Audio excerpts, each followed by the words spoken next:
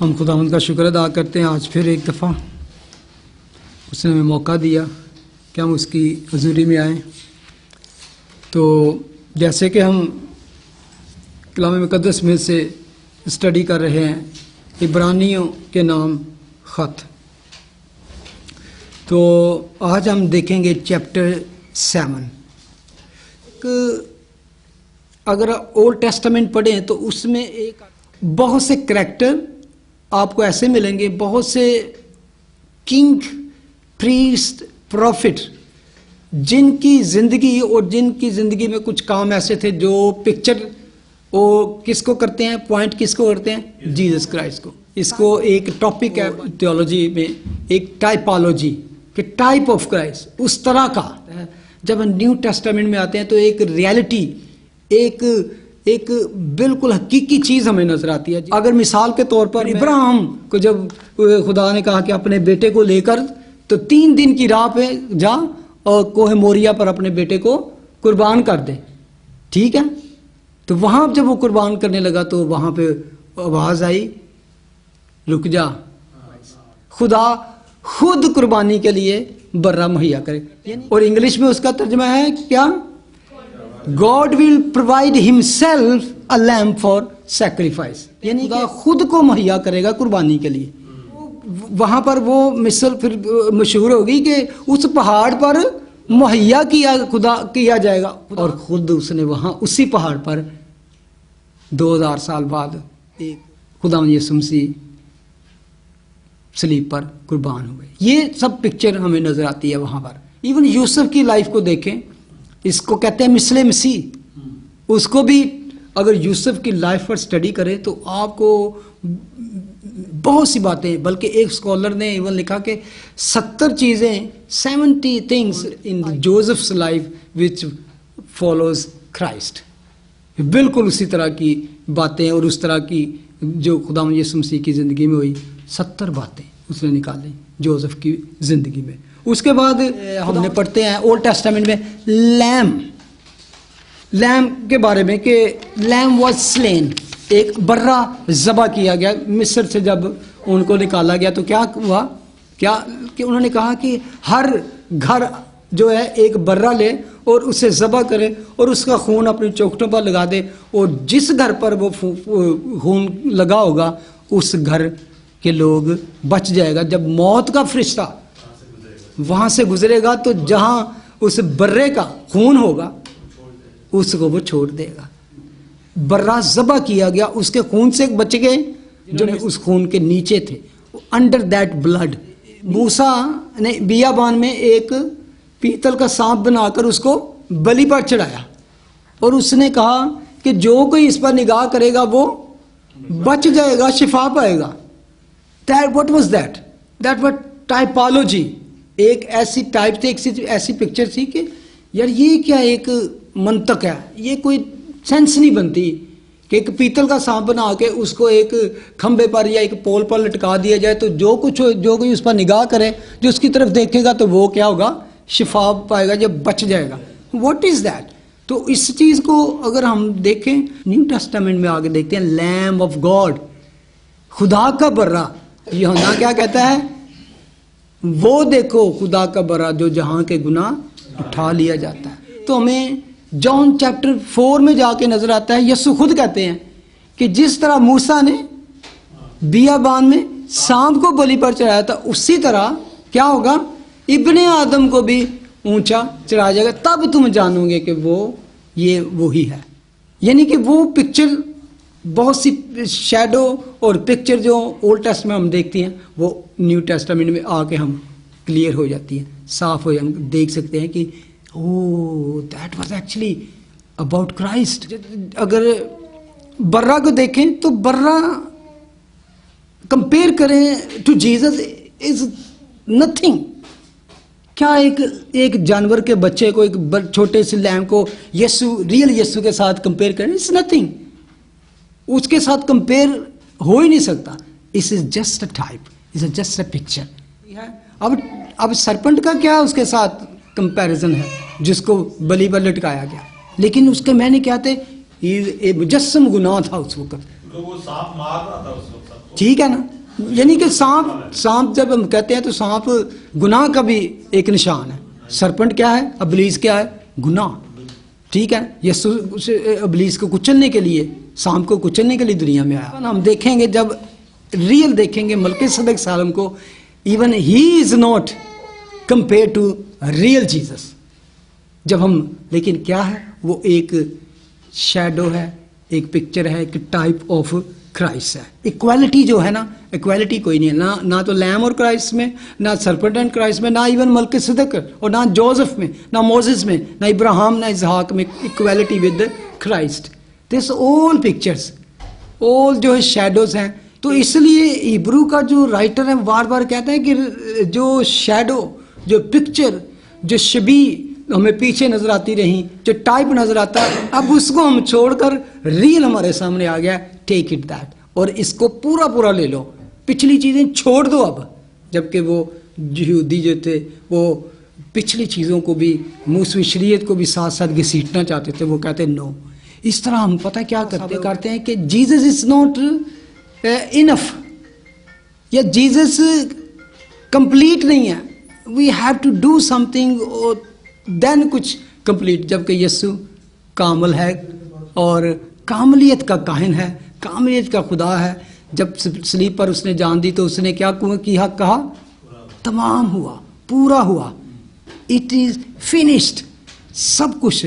We can't add anything in his work. जो उसने सलीब पर काम को मुकम्मल किया, उसमें हम दुनिया में कुछ भी करके, अच्छा करके, नेक करके, चैरिटी, इवन अपनी जान दे के भी उसमें ऐड कुछ नहीं कर सकते।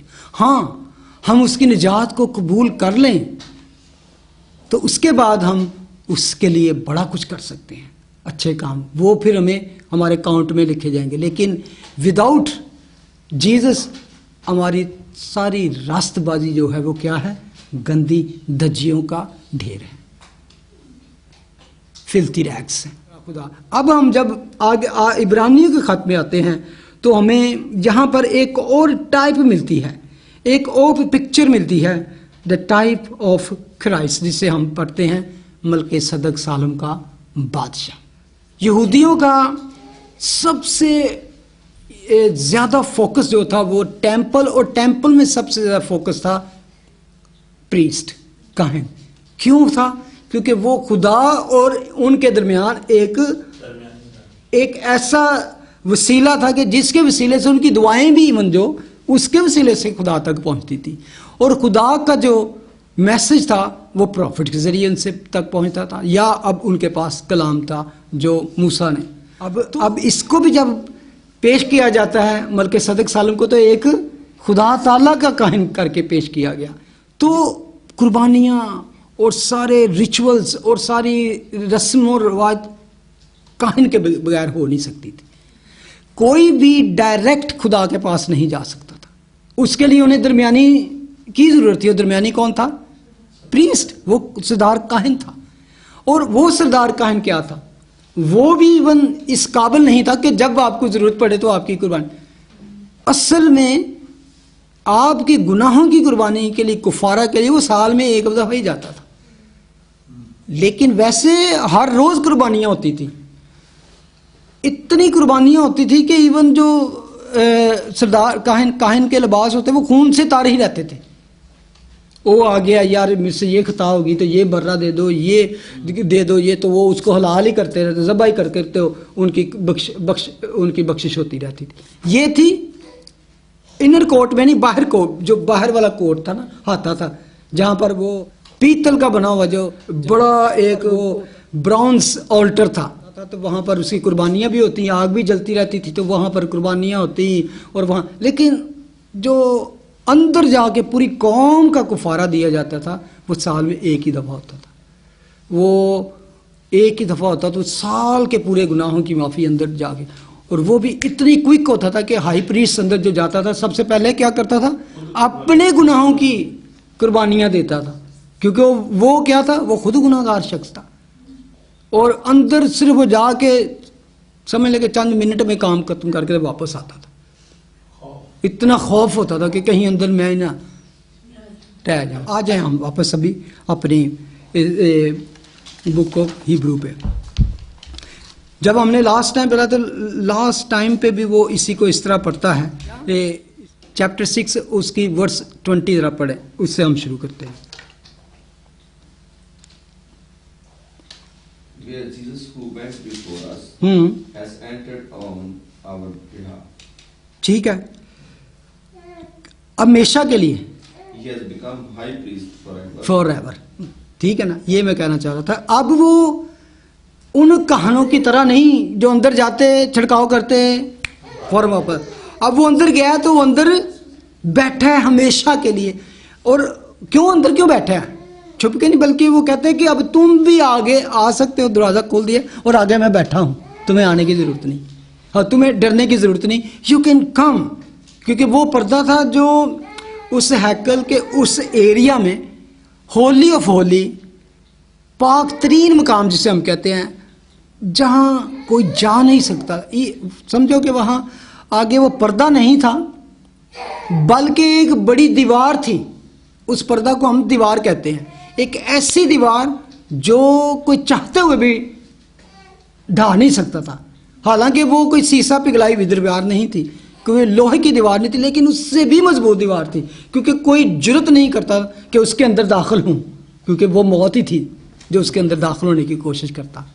तो वो दीवार थी जो कोई ढा नहीं सकता था। यीशु ने वो दीवार ढाई। उसने लिखा है कि पर्दा के अंदर तक, लिखा है वो हमारी जान का ऐसा लंगर है जो साबित और कायम रहता है, यानी कि अंदर जाके मरता नहीं, गिरता नहीं, बल्कि साबित और कायम रहता है और पर्दा के अंदर तक भी पहुंचता है, यानी कि वो अंदर तक जाता है जहां तक कोई नहीं जाता। और जब वो अंदर चला गया, वहां वो हमेशा के लिए फॉर एवर एक प्रीस्ट की तरह, एक सरदार काहन के तौर पर हमारे लिए बैठा है और वी कैन गो बोल्डली। अब यहाँ से हम चैप्टर 7 में जब आते हैं तो हम पढ़ते हैं कि और ये मलके सदक सालम का बादशाह, चैप्टर 7, खुदा ताला का काहिन हमेशा काहिन रहता है। जब इब्राहिम बादशाहों को कत्ल करके वापस आता था तो उसी ने उसका इस्तेमाल किया और उसके लिए बरकत चाहिए। ठीक है, अब कभी कभी मुझे लगता था कि जब तक मैंने इसको स्टडी नहीं किया, और अभी भी अगर मैं ऑनेस्टली कहूँ, स्टिल दैट पर्सन इज एक मिस्ट्री है मेरे लिए, एक ऐसी सीक्रेट है, एक ऐसा राज है, एक ऐसी पुरस्कार शख्सियत है जिसको खुली तौर पर, पूरी तौर पर हम एक दिन ही समझेंगे जब हम यीशु के पास होंगे। लेकिन जितना यहाँ पर हमें खोल के बताया गया कि वो कौन है, हम उस पे देखेंगे। ये क्या है? वो शख्सियत है जो थोड़ी देर के लिए मंजर आम पर आई फिर गायब हो गई, थोड़ी देर के लिए मंजर आम पर आई फिर गायब हो गई, और फिर थोड़ी देर के लिए मंजर आम पर आके तो उसको, और कितना बीच में गैप है। फर्स्ट टाइम अगर आपसे पूछूं तो कब इसका जिक्र हम पढ़ते हैं बाइबल में? मलके सदक सालम का बादशाह इब्राहिम। मैंने इसलिए पढ़ा पहले, जरा देखें चैप्टर 14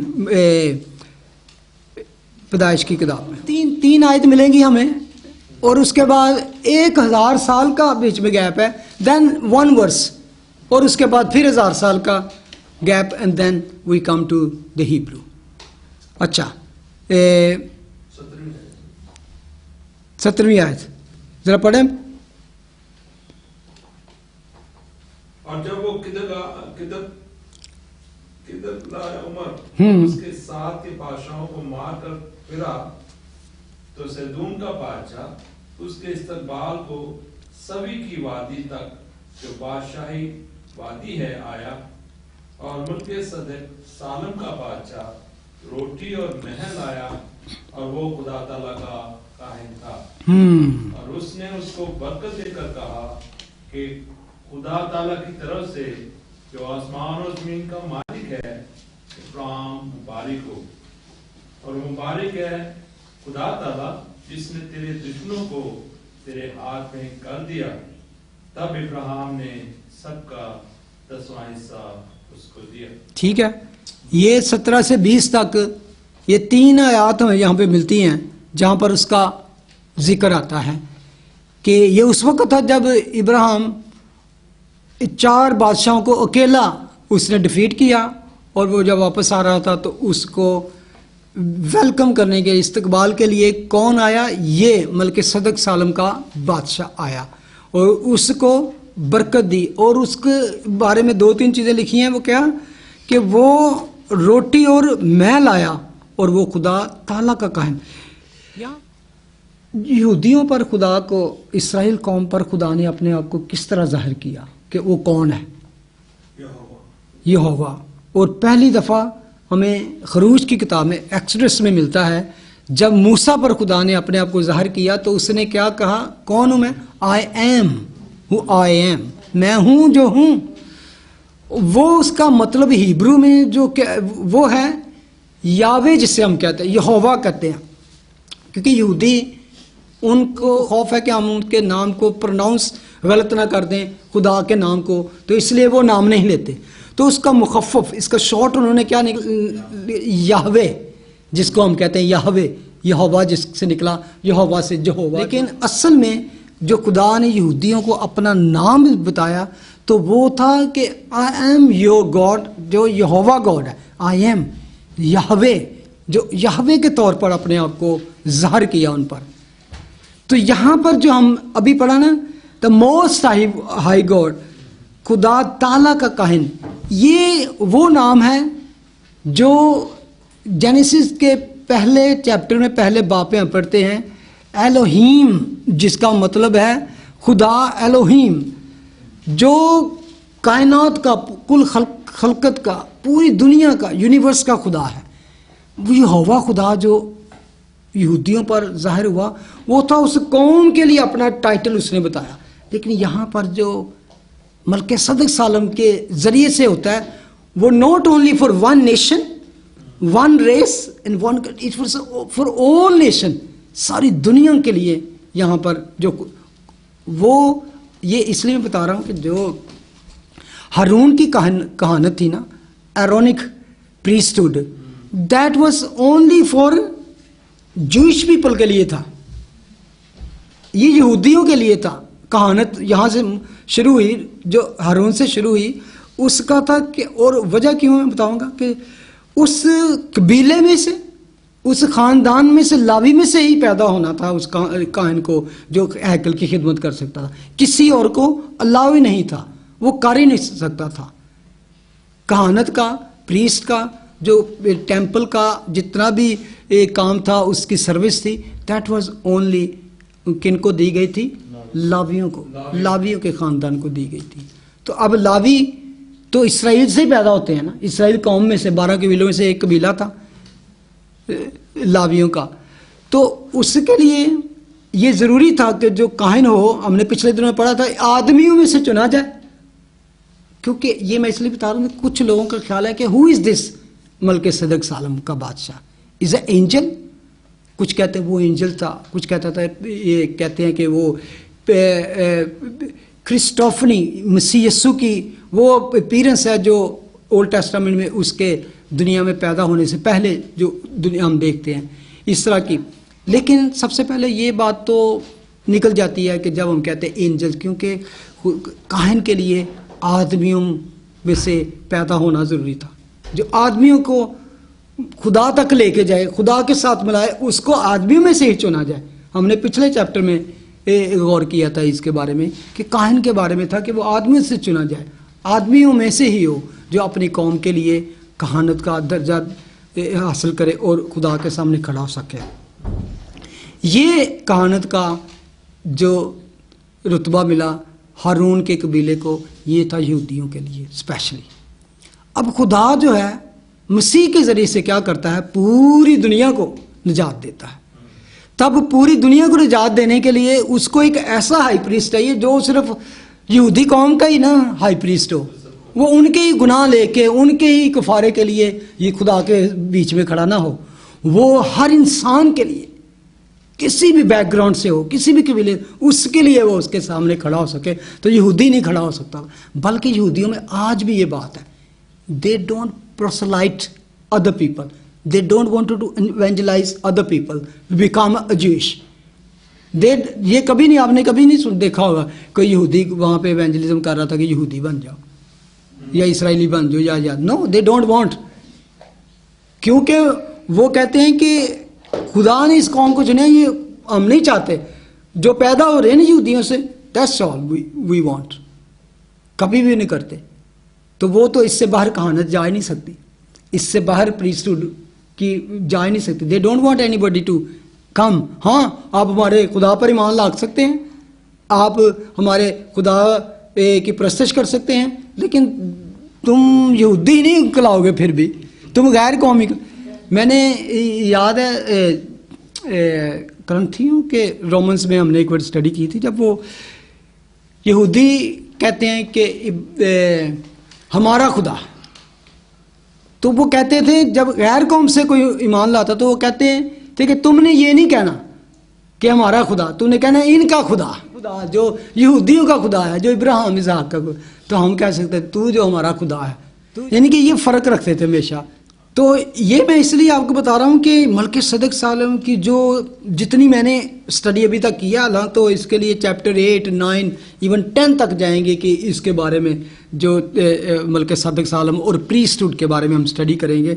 और ये इतनी फैसिनेटिंग और इतनी इम्पोर्टेंट स्टडी है कि हम जान जाएंगे कि वाई इवन सेक्रीफाइस, क्यों कुर्बान होना क्यों ज़रूरत था, यीशु ही को क्यों अपनी जान देनी। एक बेटा खुदा का दुनिया के लिए, एक नापाक और गंदी दुनिया में आए इंसान जो गुनाह से भरा हुआ है, उसके लिए एक पाक ज़ात, जो आज भी बड़ी क्वेश्चन है लोगों के लिए, हाउ कैन एक प्रॉफिट को हम नहीं मानते कि वो आके तो इंसान, एक गुनाहगार इंसान के लिए अपनी जान दे, तो एक खुदा का बेटा जी खुदा कैसे आएगा इस तरह।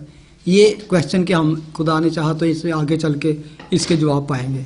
ठीक है, इसके बारे में कि वो बादशाह जो होगा और वो काहिन जो ना सिर्फ यहूदी कौम के लिए बल्कि सारी इंसानियत के लिए खुदा के सामने खड़ा हो सके, उसके दरमियान में खड़ा हो सके और उसको गुनाहगार इंसान को और खुदा को आपस में मिला सके, ना सिर्फ यहूदी कौम को, ना सिर्फ एक चुनी हुई कौम को। अच्छा, मलकीसेदक सालम का बादशाह, हम इसका जिक्र हमने एक पढ़ा कहाँ पर, जेनेसिस में। उसके 1000 साल बाद, तकरीबन 1000 साल बाद आके फिर हम उसका जिक्र पढ़ते हैं साम 110 में। जरा आज वर्स 4। अभी हमने सिर्फ उसके बारे में 3 वर्सेस पढ़ी हैं, उसके बाद हम 1000 साल बाद जाके एकदम फिर जिक्र पड़ती है।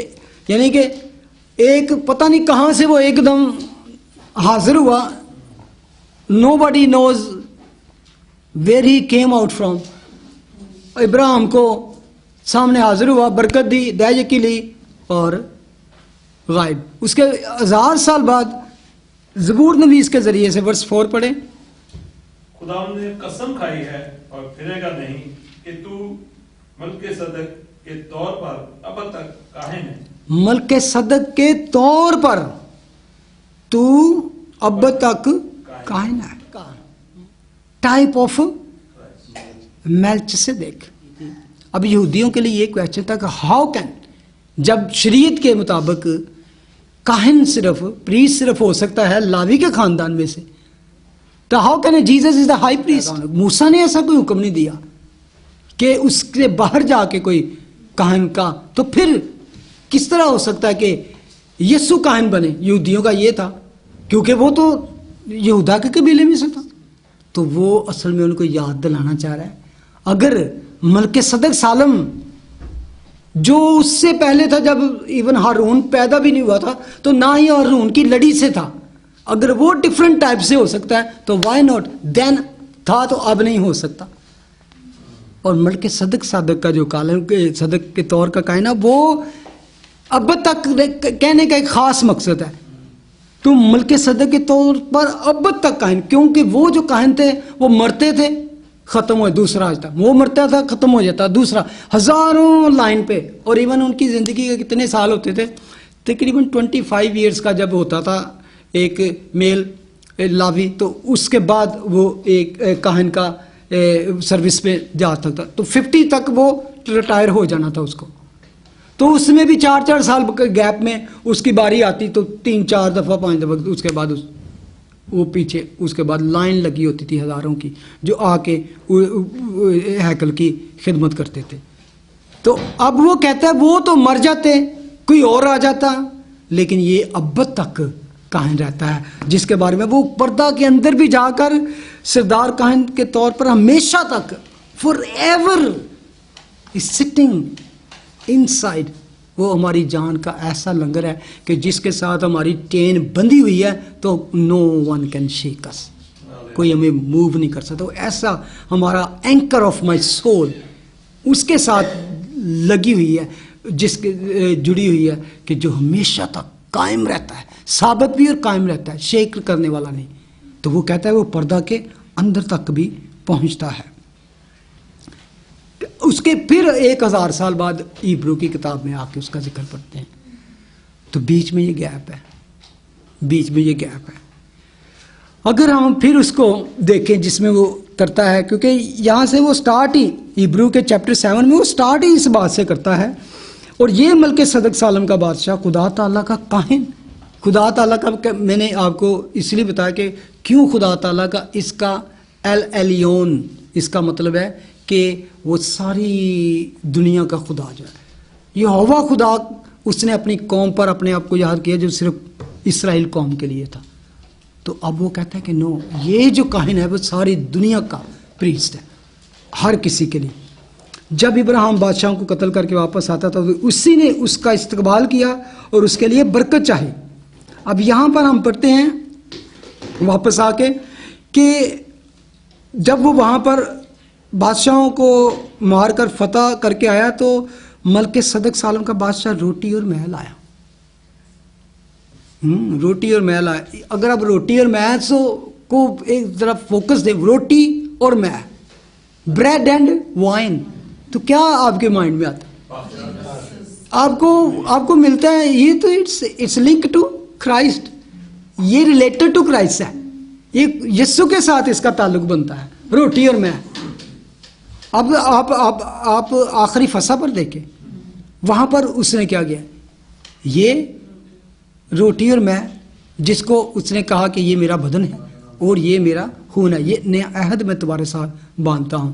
और वो मलके सदक सालों का बादशाह, इसके बारे में एक दो चीज़ें देखेंगे कि ये जो सदक सालम का बात लिखी गई है, इसमें लिखा है कि वो एक काहिन भी है और बादशाह भी है।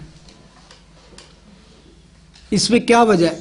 इस पे जो चीज़ लिखी गई है कि वो खुदा ताला, वो मलके सदक सालम का बादशाह भी है और खुदा ताला का काहिन।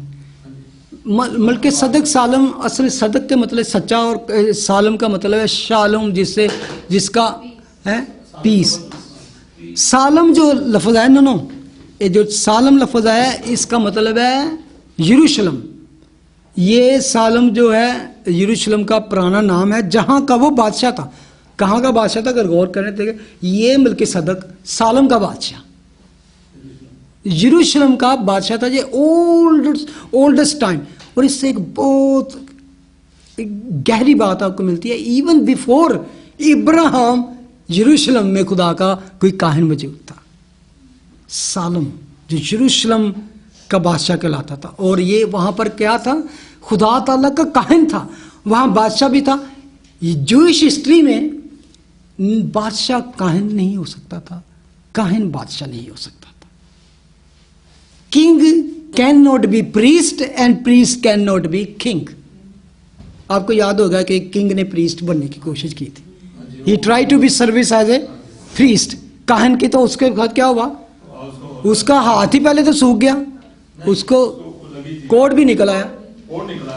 तो उसने जब वो काहिन ने कहा कि तेरा काम नहीं, छोड़ दे, तू ना एक काम कर। और बादशाह हालांकि बड़ा अच्छा था, तो उसने करने की कोशिश की, तो उसको कोड निकला। वो सारी उम्र तक, वो हमेशा तक जब तक मरा, कोड उसको रहा, लेपर्सी उसके साथ। तो उसकी पूरी हिस्ट्री में इसराइल की के किंगडम एंड रिलीजियस जो सर्विस थी उसको अलहदा रखा गया। क्यों अलहदा रखा गया? कि किंग जो है ना वो जो मजहबी चीज़ें हैं उसमें दखल अंदाजी ना करे, इबादत करे आए उसका। लेकिन वहाँ की जो होती थी कहानत की, जितनी प्रीस्टहुड की सर्विस है, कोई देवर अंडर किंगशिप, खुद बादशाह के अंडर ज़रूर होती थी, लेकिन बादशाह उसमें खुद सर्विस में दखल अंदाजी इंटरवीन नहीं कर सकता था, इंटरफेयर हो नहीं सकता था। और उसी तरह कोई प्रीस्ट बादशाह की जगह नहीं ले सकता था। हाँ, दूसरी तरफ prophet can be priest and prophet can be king as well. कई प्रॉफिट थे, उन्होंने क्या किया, अब सैमुएल नबी भी था लेकिन वो काहिन भी था खुदा का, उनका काजी भी था, सब कुछ था। दाऊद बादशाह भी था और प्रॉफिट भी था, नबी भी था। लेकिन ये हो सकता था कि एक बादशाह नबी भी हो और बादशाह भी हो, ठीक है, और एक काहिन नबी भी हो और काहिन भी हो, लेकिन काहिन बादशाह नहीं और बादशाह काहिन नहीं हो सकता था। एक और बड़ी वजह है, जितनी भी आप किंगडम, जितनी भी आज तक दुनिया की ममलकतें देखें, सियासत और मज़हब एक साथ नहीं चल सकते, कि सियासत में हमेशा कोई ना कोई चक्करबाजियाँ, कोई झूठ फ्रेब, कोई ऐसी चलती रहती हैं, ठीक है ना। अगर हम इसराइल की उस गोल्डन एज को भी देख लें जहाँ पर बड़ा पीस और अमन था, जब दाऊद बादशाह और सुलेमान बादशाह था, उस वक्त तक भी खुदा ने ऐसा नहीं होने दिया, क्योंकि किंगडम में कत्लोगारी भी होती है, फाइट होती है, जंगें भी होती हैं, बादशाह भी कत्ल कर देते हैं, उनसे भी जंगें होती हैं। दाऊद ने कितने कत्ल किए, सारे बादशाहों ने ऐसी जंगें। तो इस वजह से खुदा ने इवन उसको हैकल बनाने से मना कर दिया था कि तेरे हाथों से बहुत खून बहा है, तो तू खूनी है तू। और एक तो खून था ना जंग के लिए, कौम के लिए, एक ने जाती भी खून बहाया था, ये उसका पर्सनल, उस वजह से भी था। जहाँ यहाँ पे आता है जो सदक सालम का बादशाह है, मलक सदक, वो बादशाह भी और काहिन भी है, कि कोई जो वो बादशाह होगा वो टाइप है मसीह का, वो रास्तबाज होगा, वो बादशाही भी इंसाफ से, रास्ती से राइचिस करेगा, और प्रीस्ट भी वो राइचिस होगा। ये उस वक्त ही होगा जब अमन का शहजादा हुकूमत करेगा, बादशाह होगा, तो वो कायन भी होगा, क्योंकि और किसी पे फिट हो ही नहीं सकता, और कोई इस पे पूरा उतर ही नहीं सकता। It's only Christ, it's only Jesus can do that, कि यीशु ही बादशाह भी होगा, रास्तबाज, बेगुनाह और प्योर, होली, एंड उसी तरह होली काहिन हो। काहिन का मतलब क्या है? बादशाह तो है, अजली बादशाह है, लेकिन काहिन इसलिए है कि वो यीशु खुदा से हमें मिलाता है, हमें खुदा से मिला देता है, इसलिए वो क्या है? काहिन भी है। वो असली काहिन है और हमेशा तक काहिन है, अब तक काहिन है। और वो काहिन वहाँ से अपना छटकारा डाल के वापस नहीं आ जाता, उसके बारे में पढ़ेंगे आगे भी जाके। वो वहाँ पर हमेशा तक बैठा रहता है, जैसे वो तख्त पे बैठा है, आओ मेरे पास तो मैं तुम्हें खुदा के पास लेके जा सकता हूँ। इसलिए हम कहते हैं, यीशु ने कहा कोई मेरे वसीला के बगैर बाप के पास नहीं जा सकता, राह, हक और जिंदगी मैं हूँ। जो मुझ पर ईमान लाता है वो खा वो मर भी जाए तो हमेशा जिंदा रहेगा। You will know the truth and truth will set you free. तुम मुझे जानोगे और मैं तुम्हें आज़ाद करूंगा। असल में खुदावंद कह रहे, गुनाह से आज़ाद करके तुम्हें हमेशा की जिंदगी के काबिल करूंगा। पढ़े, दूसरी आयत पढ़े। और इसी को इब्राहिम ने सब चीजों की दया की दी। ये अव्वल तो अपने नाम के माना के मुआफिक रास्तबाजी का बादशाह है, और फिर सालम यानी सुलह का बादशाह। ठीक है, यहां पर इब्राहिम ने उसको दया की दी। दया की अक्सर लोग कहते हैं कि ओल्ड टेस्टामेंट का, शरीयत का एक पार्ट था। जब शरीयत के हम अंडर ना रहे तो क्या हुआ? हम दया की के अंडर भी ना रहे। लेकिन अगर हम गौर करते हैं तो यहाँ तो भी शरीयत शुरू भी नहीं हुई। अभी शरीयत जिसके वसीले से दी गई वो भी पैदा नहीं हुआ। किसके वसीले से दी गई? मूसा, मूसा के नो इब्राहिम, ये इब्राहिम है, यहाँ तो इब्राहिम ठीक है, इब्राहिम, इसहाक और यकूब और उसकी नस्ल से आगे मूसा। लावियों के खानदान में से। तो यहाँ तो अभी तक शरीयत देने वाला पैदा नहीं हुआ है जिसके वसीले से दी गई। हमने लास्ट वीक सीखा, बहुत अच्छा पैगाम सुना गिविंग के बारे में कि what is tithe in new testament का। मैंने खुद सीखा बहुत सी बातें कि इतना खूबसूरती से पास्टर फैमी ने वो सारी चीज़ों को बयान किया। तो अगर उसको थोड़ा सा आप और गौर करें कि क्यों उसने पेश की ये दया की इस एक्ट ऑफ वर्शिप। ये एक आपका प्रस्तिश का हिस्सा है, एक आप उसको एक ऑनर करते हो खुदा ने जिसको आपको ये एक फतेह दी। तो वो कहता है giving is act of worship. ये खुदा को हम, और ये बड़ी खूबसूरत मेरे लिए नई बात थी कि जब हम लिखा बाद में कि उसने ही पेड हिज टाइथ। बहुत जगह पे आगे टाइथ के बारे में आगे हम पढ़ेंगे इसी चैप्टर में आगे जाके। तो पेड क्या होता है? पेड आप किसी चीज़ की सर्विस क्या करते हो, किसी चीज़ के पे करते हो, आप पेड इट्स हिज टाइथ। और मैं समझता हूँ कि अगर इब्राहिम जो इसराइल कौम क्या मसीह क्या उनका ईमानदारों का बाप कहलाता है, अगर उसने अपने सारे माल की दया की उस शख्स को पेश की जो इवन लावी खानदान में नहीं था, एक डिफरेंट रेस से ताल्लुक़ रखता था, एक डिफरेंट काइंड था, तो उसको, क्योंकि वो लावियों से बढ़कर था, इसलिए कहता है कि लावी ने उसके अंदर से, जो उसके अंदर थे अभी पैदा होने थे, उसके अंदर से होकर उसको भी दया की दी, क्योंकि हमेशा छोटा बड़े को दया की देता है। तो बरकत हमेशा बड़ा अपने से छोटे को देता है, बरकत देता है। तो उसने कहा अगर इब्राहिम जो ईमानदारों का बाप है, उसने इब्राहिम ने मलके सदक सालम को दया की पेश की, तो जो उससे भी बढ़कर है। बस गौर करो वर्स 4 कि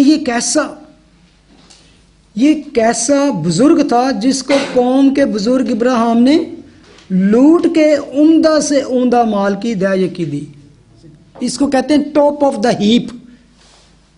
दया की उसने दी, तो उसने कौन सी चीजें दी?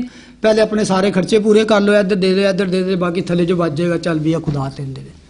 या कई दफे यार इन्ने के बच गए ने, हाल तो कम भी रह गया। हमेशा यहाँ पे होता है कि जब भी खुदा को दो, टॉप ऑफ द हीप दो, कमाई का पहला हिस्सा। हमने पढ़ा था ना मिसाल की किताब में, अपनी कमाई के पहले फलों से खुदा की तमजीद करो। और वहां से मिलता है कि giving is the act of worship. जब आप देते हो खुदा को, खुदा की एक तरह से आप वर्शिप करते हो, प्रस्तिश करते हो अपने पहले फलों से, टॉप ऑफ द हीप। जब भी आपके पास आपकी कमाई आती है, if you willing to do that, if खुदा ने आपको कर दिया, कायल कर दिया आपके दिल को, तो give him the best and first, then you can even उसकी तरफ देख सकते हो कि he will give you best and first. Even मैं तो वहाँ ये इतना ही मान रखता हूँ कि इवन आप उसको बच्चा खुचा भी दो, वो हमेशा बेस्ट ही देता है आपको। He will always give you best.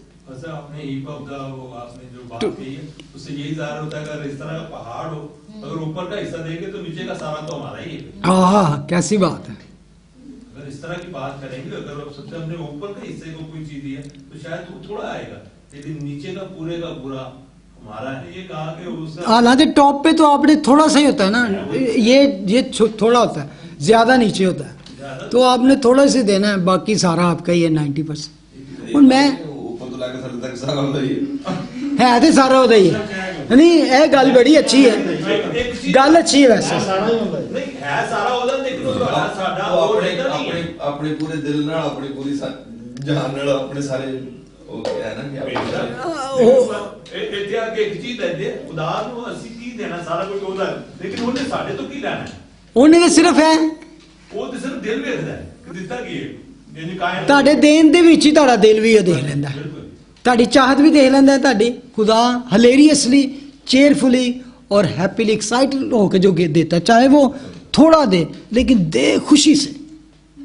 ਉਹ ਮਲਾਣਾ ਨੂੰ ਕਿਸੇ ਨੇ ਪੁੱਛਿਆ ਵੀ ਤੁਸੀਂ ਕੀ ਚੰਦਾ ਦਿੰਦੇ ਹੋ, ਕਹਿੰਦੇ ਉੱਤੇ ਸੁੱਟਦੇ ਆ, ਜਿਹੜਾ ਉਹ ਫੜ ਲੇ ਉਹਦਾ ਬਾਕੀ ਸਾਡਾ। ਕਿਤੇ ਆਪਣਾ और टॉप वाला तू ले ले बे। और टॉप वाला तू ले ले। ਅੱਗੇ ਕਦੇ ਹੁੰਦਾ ਨਹੀਂ। आमीन। खुदा सिर्फ साढ़े दिलों को देखता है। बस गौर करो कि ये कैसा बुजुर्ग था जिसको कौम के बुजुर्ग इब्राहिम ने लूट के उम्दा से उम्दा माल की दया की दी। हमेशा ये कभी गलत ना समझे कि ऐसे भी लूटांगे तो फिर देंगे। उस वक्त ये जंगों में यही होता था कि हमेशा इसको मारे गनीमत कहते थे। तो जो भी एक यानी कि उस वक्त वो कहते हैं प्रिंसिपल ऑफ वॉर कह सकते हैं कि जंग के असूल थे। जो कुछ उनका बचता था, फौजें भाग गई, जो जिन्होंने शिकस्त खा ली उनका वो सारा कुछ दूसरे ले लेते थे। इवन उनके माल डंगर बल्कि जो लोग होते थे उनको भी कैप्चर करके ले आते थे। ऐसे ही होते थे, वो फिर लोगों में बांट दिया करते थे सब कुछ। मलके सदक सालम के बारे में लिखा है, वर्ष 3 पढ़े। ये बेबाप, बेमाँ, बेनसब नामा है, ना उसकी उम्र का शुरू, ना जिंदगी का आखिर, बल्कि खुदा के बेटे के मुशाबह ठहरा। ठीक है, ये आखिरी वर्ड जो आपने कहा है, खुदा के बेटे के मुशाबह ठहरा। इसमें एक बड़ी गहरी बात है। ये नहीं लिखा कि खुदा का बेटा सदक सालम के मुशाबह ठहरा। क्या मैं कहने की कोशिश कर रहा हूं? He made like the son of God। जरा आप पढ़ो इसको, तीसरी आयत का लास्ट जो हिस्सा। But made like the Son of God remains a priest. ठीक है, made like the son of God। It's not saying the son of God is made like Melchizedek। उसके बेटे के जैसे। ठीक है, मैं इसको ये बताने का कि रियल की कॉपी की जाती है, कॉपी की रियल नहीं होती। समझने के यानी कि जो जिसने कॉपी किया वो मलकिसेदक सालम है, कि टाइप ऑफ क्राइस्ट। इसका मतलब रियल क्राइस्ट है और मलकिसेदक क्या है? जो उसके लायक ठहरा। मुशाबे कौन है? मलकिसेदक सालम। किसके? खुदा के बेटे के, मसीह यीशु के। गौर करें, मैं एक चीज पॉइंट करना चाहता हूं कि जिसके वो मुशाबे ठहरा, it's made like the son of God. Son of God नहीं किसी के लायक ठहरा, बल्कि Melchizedek Salem made like the son of God. It's mean वो खुदा के बेटे की कॉपी था, खुदा का बेटा उसकी कॉपी नहीं था। He was like the son of God. तो जब कॉपी को ईमानदारों का बाप दया यकी देता है, तो जब रियल आएगा तो वो क्यों नहीं इस काबिल के हम उसको दया यकी दें? रियल तो जीसस रियल। तो हम न्यू डिस्पेंसेशन में देखते हैं तो इब्राहिम तो उसको दया यकी देता है जो खुदा के बेटा के मुशाबे है, सिर्फ जो उसकी सिर्फ कॉपी है, अक्स है, तस्वीर है, टाइप है, पिक्चर है। मैंने आपको पहले शुरू में स्टार्ट में इसीलिए बताया था कि पिक्चर टाइप ये सारी एक शैडो होती हैं। जब रियल आ गया तो कहता है शरीयत तो हमें मसीह तक लाने को हमारा उस्ताद बनी। जब मसीह आ गया तो फिर हम शरीयत के ताबे रहने बल्कि बेटे के ताबे हो गए। तब जब बेटा आ गया तो वाई नॉट। और इतनी कॉन्फिडेंस तरीके से मैं पहले कभी भी नहीं इस बात पे दया यकी पे बात करता। जब मैंने इस चीज़ को जाना, एक तो खुदा के खादम ने संडे को मैसेज दिया और एक मैंने इसको पहले से स्टडी कर रहा था काफ़ी देर से, मलकिसेदक सालम के बादशाह को। तो यहाँ पर जब मैं इस चीज़ को देखता हूँ तो मैं कहता हूँ यस। और मैं इसमें भी बिलीव भी रखता हूँ कि new testament tithe is not like a law but is more than that. Even यीशु ने भी कहा था मैं शरीयत को खत्म करने नहीं बल्कि पूरा करने। एग्जैक्टली। और दूसरा क्या बात है, टाइथ जो है वो तो आपकी गिविंग इवन स्टार्ट ही टाइथ से होनी चाहिए, 10% से शुरू होनी चाहिए। You should have done more than that. New testament तो यस, मैथ्यू 23:23 अगर आप पढ़ लें, मैथ्यू 23:23 में आप पढ़ें तो खुदा ने कहा लाजिम था कि तुम ये भी करते और वो भी ना छोड़ते। आगे इसके बारे में लिखा है कि उसने क्या किया, उसने सब चीज़ों की दया किसको दी, जो अपने नाम से पहले तो रास्तबाजी का बादशाह, फिर सालम यानी सुलह का बादशाह है। तो एक उसका यहाँ पर जिक्र आता है, एक अपने नाम के साथ वो क्या है, रास्तबाजी का बादशाह, द किंग ऑफ राइचियस। मैंने कहा ना कि रास्तबाजी का बादशाह, जब बादशाही रास्तबाजी का हो तो उसकी जिंदगी, उसकी बादशाही में क्या होगा, रास्तबाजी ही होगा। फ्रॉडिया बादशाह नहीं होगा, धोखे वाला बादशाह ना होगा, जो सिर्फ तख्त पे कब्जा करना चाहता हो और जो उसके तख्त के खिलाफ हो वो उसको मार दे, चाहे उसके बच्चे ही सारे बाद में। और उसको डर इसलिए नहीं होगा कि वो तो हमेशा रहने वाला है, ना उसके कोई औलाद है ना कुछ है, वो खुद ही मुख्तार आलम है। और उसका जो टाइटल है वो क्या है, सालम का बादशाह, सुलह का बादशाह। हम तो सिर्फ यही जानते हैं ना, द प्रिंस ऑफ पीस। यहां पर क्या लिखा है,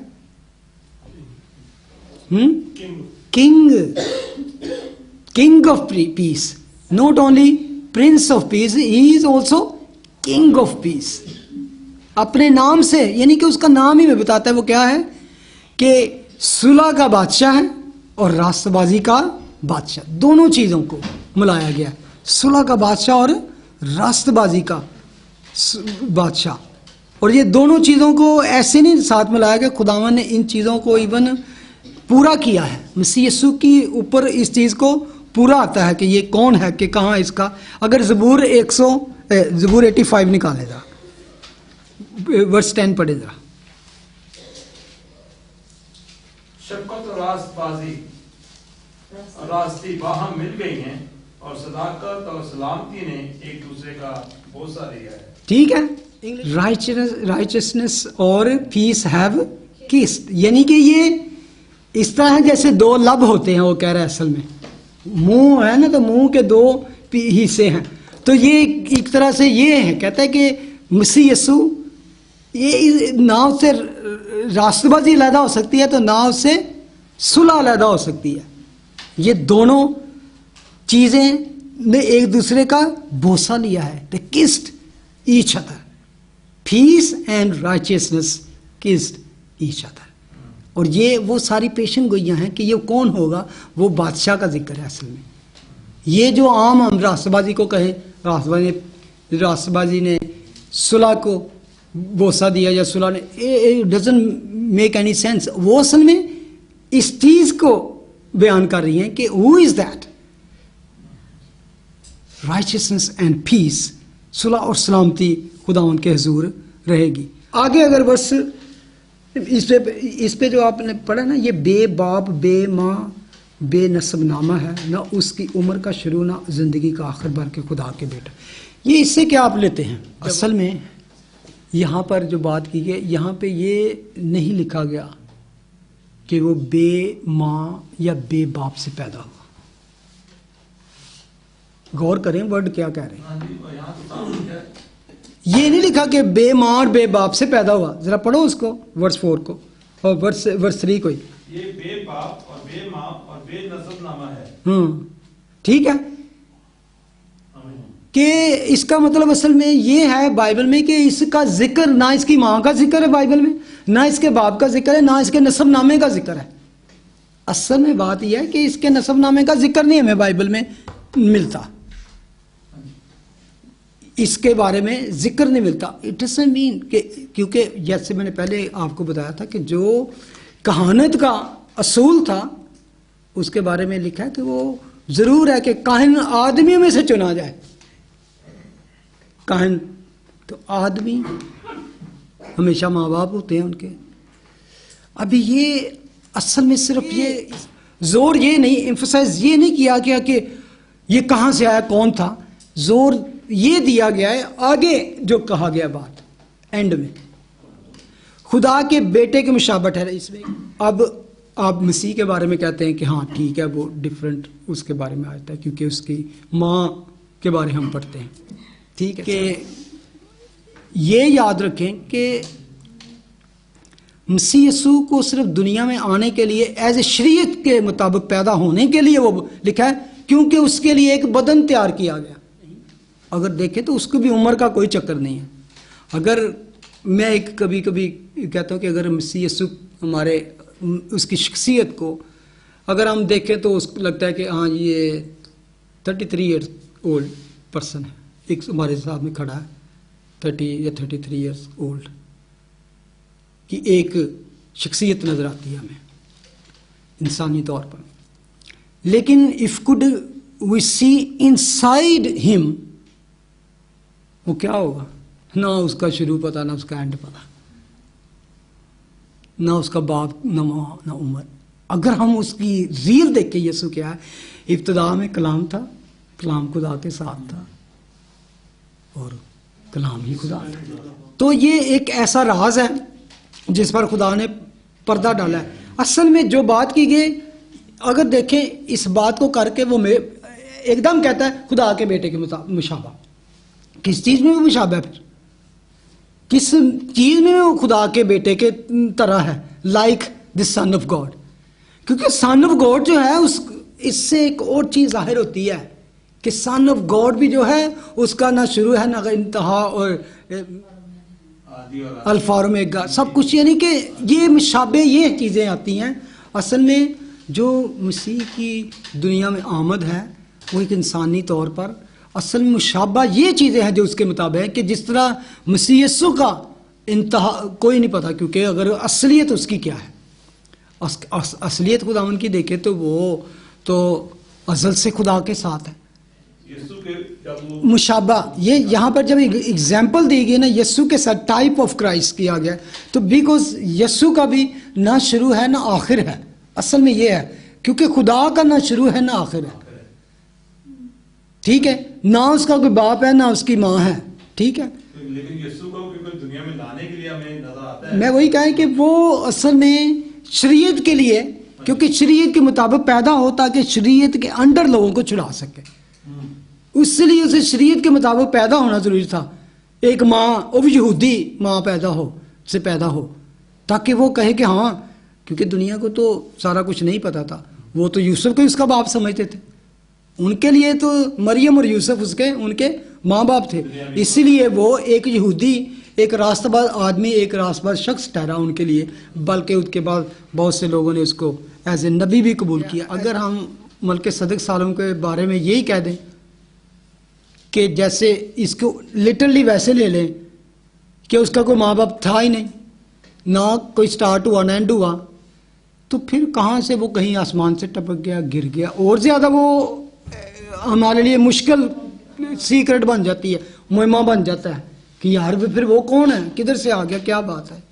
मैंने पहले आपको स्टार्ट में कहा था कि बेशक हम ट्राई करेंगे as much we can understand, लेकिन स्टिल इसमें ऐसा पर्दा है जिसका पर्दा सही जो खुलेगा वो हम आसमान पे ही जाके सही बातें का खुलेगा। लेकिन जितनी बातें हम समझ सकते हैं कि इसको समझने की जो की है वो एंड वाला हिस्सा है कि खुदा के बेटे के मुशाबे ठहरा, कि जिस अब उसकी कौन सी चीज़ें, हाँ कई चीज़ें हैं जिसमें हम कहते हैं कि वो रास्तबाजी का बादशाह, वो सुलह का बादशाह था, ठीक है, वो रोटी और मैल आया, वो यीशु का इन चीज़ों में, और उसका कोई शुरू नहीं है और उसका कोई आखिर नहीं है। वो अज़ल से खुदा का बेटा है, वो अज़ल से खुदा के साथ है। और यूहन्ना की इंजील में हम साफ साफ ये पढ़ते हैं कि इब्तिदा में कलाम था, कलाम खुदा के साथ था और कलाम ही खुदा था। इसमें पता है क्या, एक और बात भी ये कहने की ज़रूरत थी कि लावी कहानत से उसकी कहानत अलहदा शो की जाए, क्योंकि लावियों के जो एक सिलसिला चला रहा था, उनकी एक नस्ल का पता था, उनके माँ बाप का पता होता था। इससे डिफरेंट करने के लिए, उससे फ़र्क करने के लिए कि ये बादशाह उनकी तरह का बादशाह नहीं, ये काहिन उनकी तरह का काहिन नहीं, जो लावी नस्ल से पैदा होते हैं, ये उनसे अलहदा है, उनके माँ बाप का, उनके कबीले का, उनकी नस्ल का, उसकी उम्र का, क्योंकि 25 की उम्र से इसको स्टार्ट करना होता था प्रीस्टहुड की, तो उसकी उम्र का कोई पता नहीं, उसने कब किया, कब स्टार्ट किया। ये सिर्फ फ़र्क करने के लिए, मसीह यीशु के मुशाबहा करने के लिए, उसके साथ मिलाने के लिए, फ़र्क जाहिर करने के लिए उसको ये बात बताएगी। और अब वो आगे वर्स 5 में कहता है, अब लावी की औलाद में से जो कहानत का ओहदा पाते हैं उनको हुक्म है कि उम्मत यानी अपने भाइयों से, अगरचे वो इब्राहिम ही के सुलभ से पैदा हुए हों, शरीयत के मुताबिक दया यकी लें। अब वो दया यकी लें जो उसने दया यकी दी, ठीक है ना। जो दया यकी देते थे, जिनके बाप ने दया यकी दी, जो उसकी नस्ल से पैदा हुए, अब उनको खुदा ने ये शरीयत के अंडर कर दिया कि अब वो अपने 11 भाइयों के कबीलों से दया यकी ले, ठीक है। मगर अब आगे वो कहता है, मगर जिसका नस्ब उनसे जुदा है। असल में बात जो वो जाहिर करना चाहता है ना कि लावियों का और मलके सदक सालिम का डिफरेंस क्या है, कि जिस तरह वो पैदा होते हैं, जिस तरह उनके तौर तरीके हैं, वो उनकी तरह का काहिन नहीं है मलके सदक सालिम। इसलिए वो कहता है कि जो उनसे पैदा हुए, जो उनके यानी कि इवन वो पैदा होते हैं 25 साल में शुरू करते हैं, 50 में रिटायर होते हैं, फिर मार भी जाते हैं, ख़त्म हो जाते हैं। लेकिन वो जो है जिसका नस्बनामे का कोई रिकॉर्ड नहीं हमारे पास, जिसके माँ का नहीं पता, बाप का नहीं पता, तो वो जो है वो अब तक कायम रहने वाला काहिन है, वो उनकी तरह नहीं है। तो उनके बता रहे कि वो अब क्या करते हैं, वर्स 6 में लिखा है, मगर जिसका नस्ब उनसे जुदा है उसने इब्राहिम से दया यकी ली, और जिससे वादे किए गए थे उसके लिए बरकत चाहिए। और इसमें कलाम नहीं कि छोटा बड़े से बरकत पाता है। और यहाँ तो मरने वाले आदमी दया यकी लेते हैं, मगर वहाँ वही लेता है जिसके हक में गवाही दी जाती है कि जिंदा है। कहते हैं जब हम मरने वाले को दया यकी देते तो जो हमेशा जिंदा रहेगा वो उसको क्यों नहीं हम देंगे। बस हम कह सकते हैं कि लावी ने भी जो दया यकी लेता है इब्राहिम के ज़रिया से दया यकी दी, इसलिए कि जिस वक़्त मलके सदक ने इब्राहिम का इस्तेमाल किया था वो उस वक़्त तक अपने बाप के सुल्ब में था। आमीन। 11 to 14 it's very important passage, जो तो इसको पढ़ें जाके घर, तो नेक्स्ट वीक हम 11 वर्स 11 से शुरू करेंगे। आमीन। है हमारे बाप तुझे आसमान, तेरा नाम पाक मना जाए, तेरी बादशाह, तेरी मर्जी जैसे आसमान पर ज़मीन पर भी। हमारे रोज़ की रोटी आज बख्श दे, जिस तरह अपने कसूरों को माफ़ करे तो हमारे कसूर माफ़ कर, हमें ज़माइश में न करने दे बल्कि बुराई से, क्योंकि बादशाह कुदरत और जलाल हमेशा तेरे। आमीन। Thank you Jesus. आमीन। God bless you all.